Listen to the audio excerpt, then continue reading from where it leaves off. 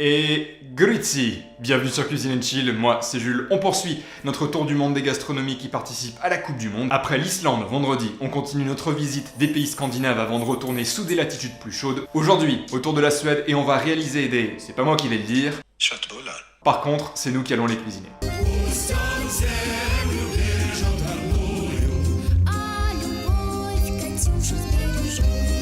La cuisine suédoise est essentiellement organisée autour d'un duo pommes de terre et viande ou poisson, et ça tombe bien parce que c'est exactement ce qu'on va faire aujourd'hui.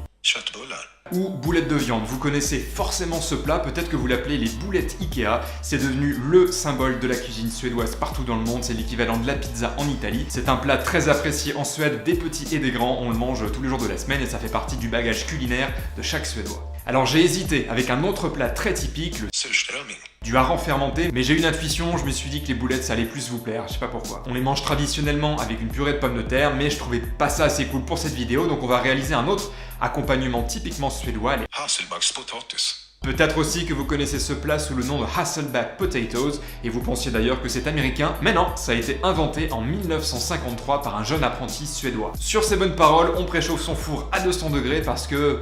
on va pas tarder à passer à table. On va prendre des pommes de terre ovales de calibre moyen à chair plutôt ferme, mais ça c'est pas un point essentiel. Le plus important c'est de bien réaliser la découpe, car les pommes de terre sont tranchées pas sur toute la largeur, ce qui nous donne une texture très croustillante et puis un aspect sympa puisque la pomme de terre reste entière. Et pour ça on va utiliser un ustensile qui est un peu cher mais qui est indispensable pour réussir cette recette, une cuillère en bois.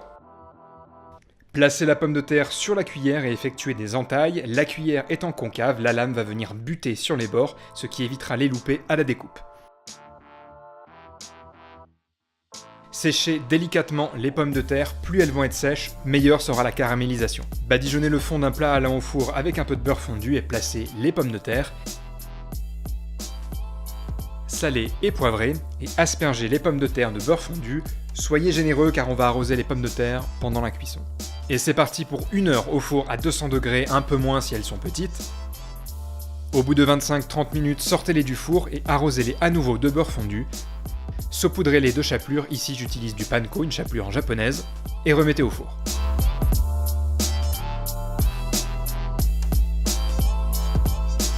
Voilà, les pommes de terre sont cuites, elles sont bien dorées, bien croustillantes, on va les garder au chaud le temps de réaliser. Et moi pendant ce temps-là, je vous dis tout ce qu'il y a à savoir sur la sélection suédoise.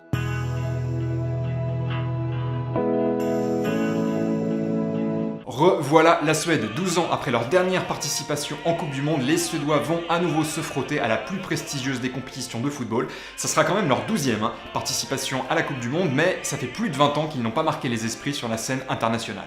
En effet, après avoir connu un premier âge d'or dans les années 50, où elle va terminer 3e de la Coupe du Monde 1950 et se hisser jusqu'en finale du Mondial 58, chez elle, elle va progressivement passer inaperçue jusqu'au début des années 90. Date à laquelle elle va frapper 2 grands coups en terminant dans le dernier carré de l'Euro 92 et en échouant aux portes de la finale du Mondial 94 contre le Brésil dans un remake de la finale de 1958. Et depuis cette date, plus rien. La Suède a enchaîné les performances banales ou mauvaises et son absence à la Coupe du Monde 2006 montre bien les limites d'une nation qui peine à faire émerger une nouvelle génération dorée comme elle en a connu au début des années 90 avec son quatuor de feu Kenneth Andersson, Martin Dahlin, Thomas Brolin et Henrik Larsson. Je suis obligé d'évoquer Zlatan Ibrahimovic qui est entré dans l'histoire de sa sélection et dans celle du football mondial, autant par ses performances extraordinaires sur le terrain que par sa forte personnalité.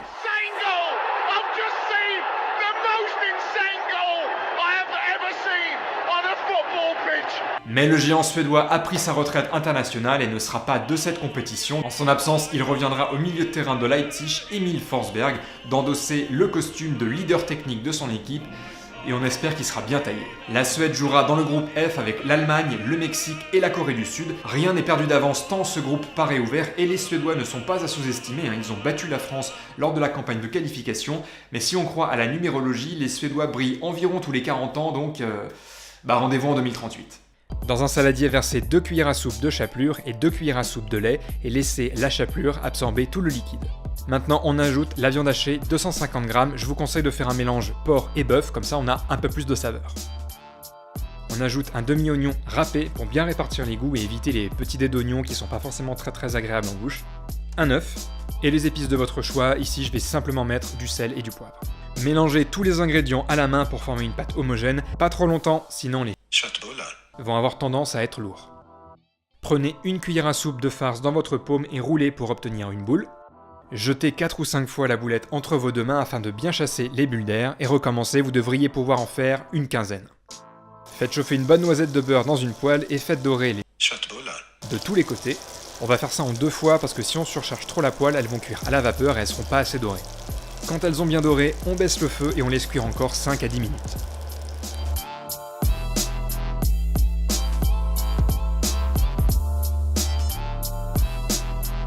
Pas mal, hein? Mais on va pas s'arrêter là, sinon le plat serait beaucoup trop sec. On va réaliser une gravy en gros. Donc, on ne lave pas la poêle qui a servi à cuire les boulettes, mais on la déglace avec un petit peu d'eau chaude et on gratte bien pour récupérer tous les sucs. On fait bouillir et on laisse mijoter 2 minutes. On ajoute ensuite du bouillon, l'équivalent d'un demi-cube, et on remue jusqu'à ce qu'il soit complètement dissous. Et maintenant on va épaissir la sauce, donc on dilue 1 cuillère à soupe de farine dans 4 cuillères à soupe d'eau, et on ajoute à la préparation. On laisse cuire le roux tranquillement 1 à 2 minutes, et ensuite on va le délayer avec 1 goutte de sauce soja, 2 cuillères à soupe de crème, et ensuite on rectifie la texture avec de l'eau. Voilà, là la crème a la bonne consistance, on la laisse épaissir encore un tout petit peu, et on passe au dressage.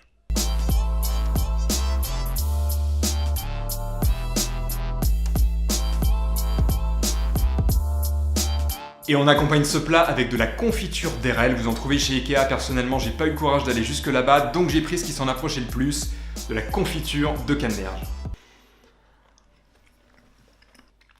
Elles sont très légères, très onctueuses en bouche, on n'a pas vraiment ce côté dur, difficile à mâcher qu'on peut avoir parfois dans les boulettes. Et curieusement cette sauce, elle est pas du tout sucrée, elle est au contraire acidulée, elle apporte pas mal de fraîcheur, ce qui contrebalance plutôt bien le gras de la viande et puis le gras de la sauce. Les pommes de terre elles sont bien croustillantes sur l'extérieur, elles sont confondantes à l'intérieur, puis il y a la petite chapelure qui ramène un peu de croquant aussi. Et bah voilà, bon appétit, j'espère que cette vidéo vous a plu. Comme d'habitude, vous savez comment ça marche, un petit like, un petit partage, des petits commentaires. N'hésitez pas aussi à vous abonner et à activer les notifications pour continuer de suivre cette série. On est à la vidéo 13 sur 32, il nous en reste encore un sacré paquet. D'ailleurs, la prochaine fois, on va partir en Afrique puisqu'on va aller au Nigeria. Je vous embrasse et n'oubliez pas que d'ici là, il faut manger pour vivre, mais qu'on vit aussi pour manger. Ciao.